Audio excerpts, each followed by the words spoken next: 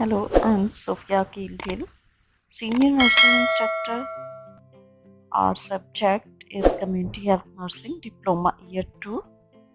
Today, our topic is Types and Structure of Family. Today, our objectives. At the end of this session, the learner will be able to define the family, discuss the structure of family, explain about advantage versus disadvantage of the nuclear and joint family. Now we discuss the structure of family. अभी हम देखेंगे कि family का structure क्या होता है. Structure of family. Generally, family consists of husband, wife and their children. आमतौर पर अगर देखा जाए तो फैमिली के अंदर जो है फैमिली जो है कंसिस्ट करती है किन लोगों पर मुश्तमिल होती है, हस्बैंड वाइफ और उनके बच्चों पर. हस्बैंड वाइफ और बच्चों को एक फैमिली कहा जाता है और ये कंप्लीट स्ट्रक्चर जो है शो करता है एक फैमिली को. In other side, in joint family it include grand parents and grand children, in-laws and other relatives. अगर हम लोग देखते हैं दूसरे लिहाज से अगर देखा जाए तो खानदान की अगर बात करते हैं तो खानदान के अंदर जो है दादा दादी, नाना नानी, चाचा, फूफियाँ और इस तरह से जो है हमारी पूरी एक कंप्लीट फैमिली बनती है जो कि खानदान कहलाता है. और इसके अंदर हमारे कज़न्स, फूफोज, खाला, ये सारे जो हमारा एक पाकिस्तानी कल्चर है या पाकिस्तानी एक स्ट्रक्चर है वो कंप्लीट होता है और इसी को हम लोग स्ट्रक्चर ऑफ फैमिली कहते हैं. Now discuss how many types of families in Pakistan. Let's see the nuclear family. Nuclear family. This type of family is composed of husband, wife and their children adopted are their own. Nuclear family जो है इसके अंदर या ये मुश्तमिल होती है husband, wife और उनके बच्चों पर और वो बच्चे जो हैं इधर उनके अपने हों या फिर जो है उन्होंने अडॉप्ट किए हों. इस फैमिली के अंदर सिर्फ हस्बैंड, वाइफ और उनके बच्चे होते हैं और जिस फैमिली के अंदर सिर्फ माँ बाप और बच्चे हों उस फैमिली को न्यूक्लियर फैमिली कहा जाता है.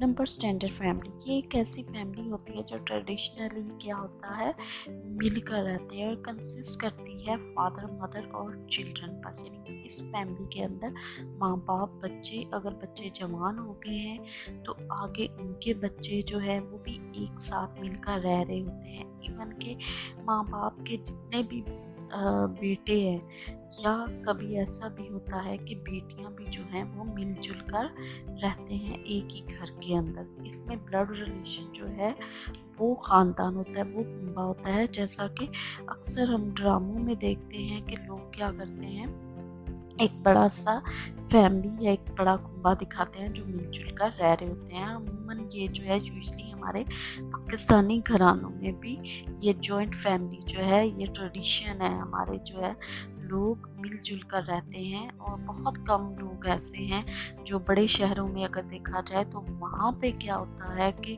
फैमिली जो है अगर बेटे की शादी हुई है तो उसको अलग कर दिया जाता है या वो खुद ही अलग हो जाता है. लेकिन जो अगर हम अपने विलेजेस की तरफ देखते हैं, अपने गाँव की तरफ देखते हैं तो अभी भी बहुत सारे लोग ऐसे हैं जो मिलजुल कर रह रहे हैं और एक कुंबे की तरह एक ही घर के अंदर मिलजुल कर रहते हैं और उनके डिसीजन और फैसले जो हैं वो भी ये मिलकर करते हैं.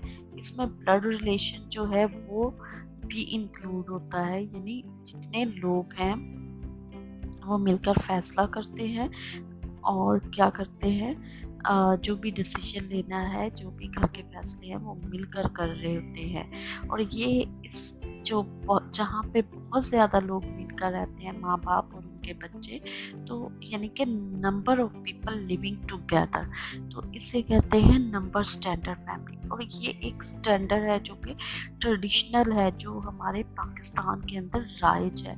और ज़्यादातर लोग जो है, अगर विलेजेस में देखा जाए तो ये एक्सटेंडेड फैमिली भी इसे कहा जाता है, जहाँ पे पूरा गुम्बा रहता है, और जॉइंट फैमिली यानी कि मिलजुल कर रहते हैं, और इनके फैसले और डिसीजन जो होते हैं वो सेम होते हैं। क्लोज बाउंड्री, इस फैमिली के रूल्स नहायत ही रिजिड यानी कि सख्त किस्म के होते हैं, और इसके सरबराह जो होते हैं वो किसी को भी इजाज़त नहीं देते कि उनके रूल्स या उनके फैसलों के कोई अगेंस्ट जाए, और ना ही वो किसी को परमिशन देते हैं कि आउटसाइडर जो है उनकी फैमिली में से फैमिली के फैसले करे या कोई आके डिसीजन ले, या किसी आउटसाइडर को वो इजाज़त नहीं देते कि घर में आए, या कोई भी प्रॉब्लम अगर हो जाता है तो उनको भी साथ बिठा के वो फैसला करें। फॉर एग्ज़ाम्पल, अगर ख़ानदान के अंदर बीवी का जो है वो ख़ानदान के लोग हैं, तो ससुराल वाले जो हैं वो कभी भी ये नहीं चाहेंगे कि बीवी के जो हैं, वाइफ के जो रिलेटिव्स हैं वो आके इनके घर के जो है फैसलों में हिस्सा लें, या कोई वो डिसीजन दें, या कोई ऐसी डिसीजन मेकिंग करें। इस खानदान क्लोज बाउंड्री में एक ही खानदान जो है वो परमिशन नहीं देते कि बाहर से कोई भी आके आउटसाइडर फैमिली के फैसले करे। वो अपने फैसलों के रिजिड होते हैं, ना ही कोई फैमिली में से कोई बच्चा या बच्ची जो है उनके अगेंस्ट जा सकता है। फॉर एग्जांपल, अगर किसी लड़की की या लड़के की शादी करनी है, भले वो लड़की या लड़के को जिससे उसकी शादी हो रही है वो पसंद नहीं है, लेकिन वो अगेंस्ट नहीं जाएगा अपने बड़ों के, और उनके फैसले को एक्सेप्ट करेगा। तो क्लोज बाउंड्री जो है अकॉर्डिंग टू सिचुएशन जो है वो सिचुएशन के मुताबिक नहीं, बल्कि अपने खुद के बनाए हुए असूलों पर ही चलते हैं, और उनके फैसले जो हैं वो अटल होते हैं। Open boundary, open boundary family के अंदर जो है ये बिल्कुल ऑपोजिट है क्लोज बाउंड्री के। जैसे कि क्लोज बाउंड्री वाले फैमिली जो है वो किसी को परमिशन नहीं देते, उनके आइडियाज़ वो चेंज नहीं करते, वो रिजिड रूल होते हैं, और ये बड़ी स्ट्रॉन्ग फैमिली होती है। ऑपोजिट उसके ये ओपन बाउंड्री वाले जो है वो देखते हैं कि कौन सा जो है आइडिया बेस्ट है उनके फैसलों के लिए, जो काम उन्होंने करना शुरू किया है, या कौन सा ऐसा अच्छा, वो डिफरेंट आइडियाज़ क्या करते हैं, अडॉप्ट करते हैं। वो भले बाहर के लोगों से उनको आइडिया मिले, या घर के फैमिली मेम्बर ही जो है वो उनको आइडिया दें। और इसके अंदर जो है फैमिली मेम्बर्स को इतनी फ्लेक्सिबिलिटी होती है कि वो क्या करें, डिसीजन मेकिंग में हेल्प कर सकते हैं। वो बड़ों को जो है वो डिसीजन स्ट्रैटेजीज या कुछ भी आइडियाज़ बता सकते हैं। तो इस फैमिली के अंदर जो है वो कुछ ऐसा नहीं होता कि बड़े जो हैं वो अपने फैसलों को क्या करते हैं, वो मोल्ड कर लेते हैं। वो इतने रिजिड फैसले नहीं लेते, वो आइडिया को अडॉप्ट करते हैं, न्यू आइडियाज़ को। Patriarchal, the father is the decision making figure, he rules everyone in the family. इस फैमिली के अंदर जो है सिर्फ बाप को जो है, जो सरबराह है घर का, उसी को तमाम तर फैसले या डिसीजन लेने का हक होता है। कोई और इसमें फैसला या डिसीजन नहीं ले सकता। पूरा होल्ड जो है फैमिली का फादर के हाथ में होता है। फॉर एग्जाम्पल, जैसे हमारे पाकिस्तान के अंदर, जैसे हम पाकिस्तानी फैमिलीज को देख रहे हैं, तो यहाँ पे अगर हम लोग देखते हैं ज़्यादातर जो है सरबराह घरों के फादर होते हैं, बाप होता है, या जो भी बड़े हैं वो डिसीजन लेते हैं, वो फैसले करते हैं, और घर का जितना भी सब कुछ जो देखना है, जो खर्चे हैं, किस तरह घर को चलाना है, जो बजट बनाना है, किस तरह से शादी ना होनी है, ईच एंड एवरीथिंग ओवरऑल जो है वो फादर जो सरबराह है वो देख रहा होता है, और उसी के हाथ में ये सब कुछ होता है कि किससे मिलना है, किससे नहीं मिलना, कितना जो है घर में राशन आएगा, किस तरह जो है घर को चलाना है, क्या बजट रखना है, किस बजट में जो है हमने बचाना है, ये ओवरऑल जो है फादर के हाथ में होता है। मैटरिकल, The mother has power of decision making in our culture. The mother-in-law. For example, ये मदर के बारे में बताया गया है। ज़्यादातर जो अगर हम लोग ससुराल के अंदर देखते हैं तो फैसले कौन कर रही होती है? सास।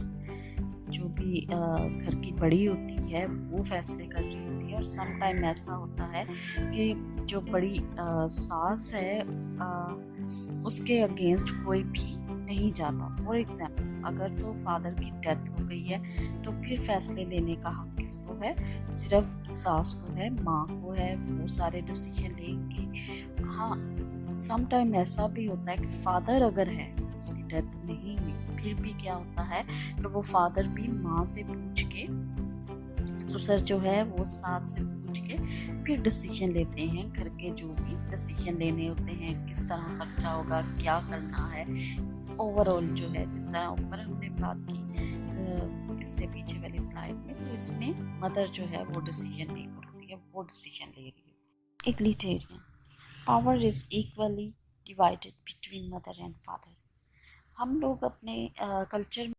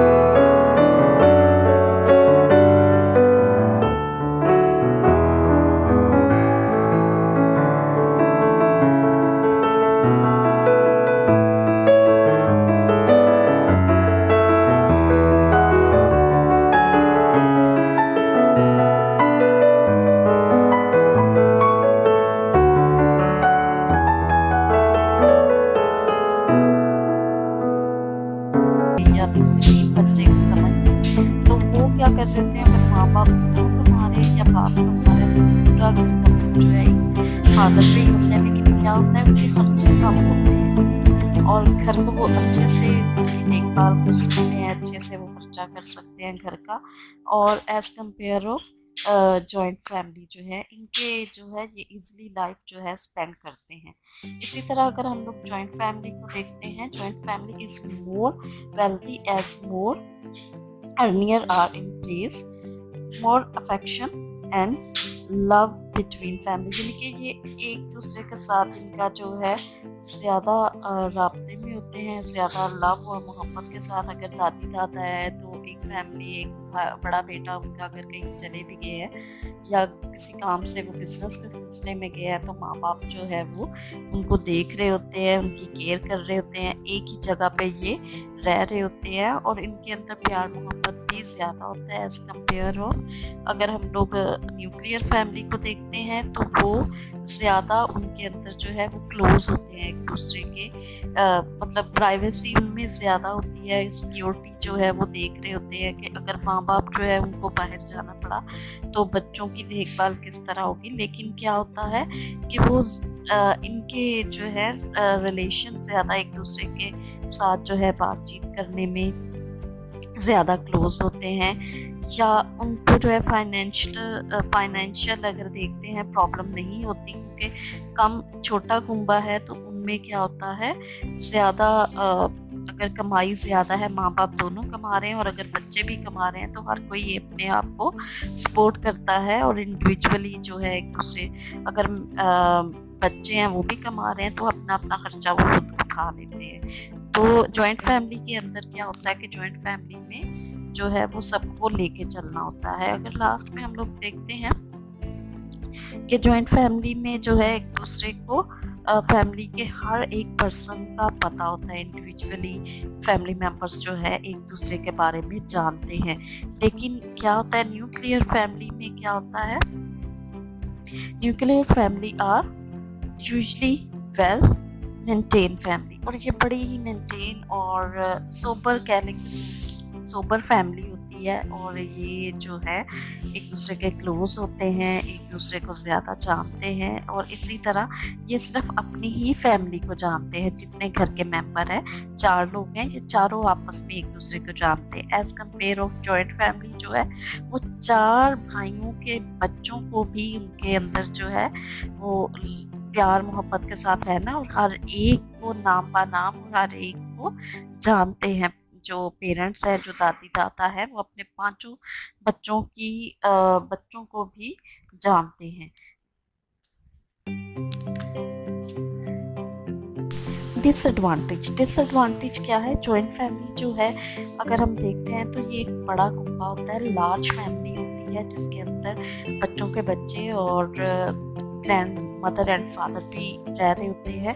लेकिन क्या होता है समटाइम ऐसा है कि अगर घर में 2 या 3 कमरे हैं और 4 भाइयों की औलाद है और साथ दादा दादी भी है, ग्रैंड मदर ग्रैंड फादर है, तो वो थोड़ा सा प्रॉब्लम हो जाती है जगह की, कि किस तरह से मैनेज करना है, किस तरह से उस जगह में रहना है।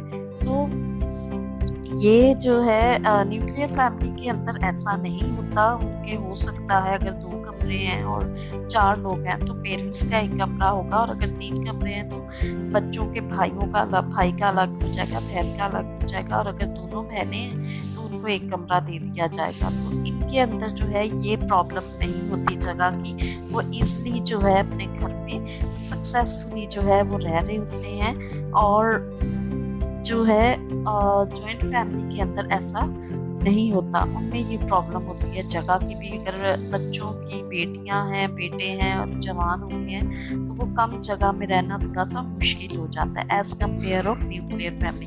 बट न्यूक्लियर फैमिली का जो है डिसएडवांटेज ये है कि अगर माँ बाप कहीं चले जाते हैं तो बच्चे जो हैं वो घर में अकेले होते हैं, तो सेफ्टी एंड सिक्योरिटी का थोड़ा इश्यू होता है कि कौन उनके पास रहेगा।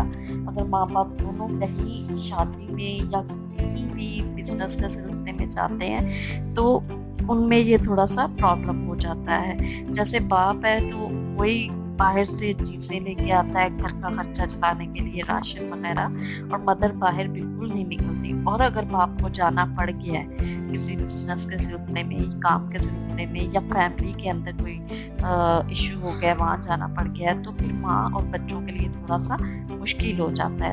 As compare of joint family में ऐसे इशू नहीं होते, क्योंकि वहाँ पे जो है बड़ा कुंबा होता है, कोई भी काम जो है वो कर सकते हैं। और जॉइंट फैमिली के अंदर क्या होता है कि जेलसी ज़्यादा होता है। फॉर एग्जाम्पल 3 भाइयों की मैं एग्जाम्पल दे रही हूँ कि ग्रैंडफादर मदर के 3 बेटे हैं और तीनों शादीशुदा हैं, तो अगर बड़ा भाई जो है ज़्यादा अच्छा कमा रहा है तो एज कम्पेयर ऑफ छोटे भाई के, तो क्या होगा कि कि उनकी बीवियां जो है वो जेलसी इस तरह करेंगे कि अगर बड़े भाई के बच्चे जो है अच्छे स्कूल में पढ़ रहे हैं और अच्छा वो जो है अपने बच्चों के लिए खाना पीना और कपड़े वगैरह अगर लेके आ रहे हैं, तो क्या होता है कि वो जेलसी आ जाती है कि ये हमें दिखाने के लिए या शो ऑफ कर रहे हैं। हालांकि वो सबको जो है इक्वल रखने की कोशिश कर रहे होते हैं। हम लोग जानते हैं अपने घरों में जो जॉइंट फैमिली में रहते हैं, जो एक्सटेंडेड फैमिली के अंदर रहते हैं, वो जानते हैं कि कौन कौन सी प्रॉब्लम्स को फेस करना पड़ता है। और जो है न्यूक्लियर फैमिली में ऐसा नहीं होता, लेकिन क्या होता है कि वो अपने बच्चों को कम टाइम दे पा रहे होते हैं और लिमिटेड टाइम होता है कि जैसे सुबह में फादर जो है वो ड्यूटी पे चला गया, उनके घर में ये स्पेस का या जेलसी वाला कोई इश्यू तो नहीं होता, लेकिन ये होता है कि अगर माँ बाप दोनों काम कर रहे हैं तो दोनों जॉब पे जाते हैं, तो शाम में जैसे आते हैं तो वो बच्चों को टाइम नहीं दे पाते, कम टाइम दे रहे होते हैं as compare of joint family. और जॉइंट फैमिली के अंदर बहुत ही मुश्किल होता है कि प्राइवेसी को मेंटेन रखना, क्योंकि कम कमरों की वजह से और कुंबा ज़्यादा होने की वजह से ये लोग जो है इनमें प्राइवेसी जो है वो मुश्किल होती है और बड़ी मुश्किल से ये लोग गुजारा कर रहे होते हैं, घर में रह रहे होते हैं। तो इनके अंदर ये as compare of nuclear family में ऐसा नहीं होता। तो ये थोड़े से डिसएडवांटेज है जो कि फैमिलीज जॉइंट फैमिली और न्यूक्लियर फैमिली के अंदर होते हैं। न्यूक्लियर फैमिली में एक और जो है वो डिसएडवांटेज होता है कि जॉइंट फैमिली के अंदर एक और डिसएडवांटेज होता है कि इनके बच्चे जो हैं वो बहुत ज़्यादा जैसे अच्छे स्कूलों में ना पढ़ने की वजह से या इनको मौके कम मिलते हैं जॉब्स के, क्योंकि इतना ज़्यादा बड़ा कुंबा होने की वजह से सबको ज़्यादा पढ़ा नहीं सकते as compare of nuclear family को जो है जॉब के वसाइल ज़्यादा मिलते हैं, वो अच्छी एजुकेशन लेते हैं। ये एडवांटेज और डिसएडवांटेज दोनों में पाया जाता है।